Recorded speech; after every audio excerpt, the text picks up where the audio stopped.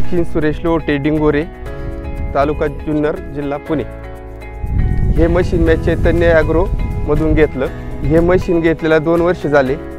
हे मशीन माझं 8 दिवसात नील झालं। मी दिवसाला 20 बंडल काढतो। आतापर्यंत मी ह्या मशीनीवर 301 बंडल काढले असतील। ज्यांच्याकडे ट्रॅक्टर नाहीत, ज्यांच्याकडे बैल असतील, त्यांनी ह्या मशीनचा जास्तीत जास्त फायदा करून घ्यावा।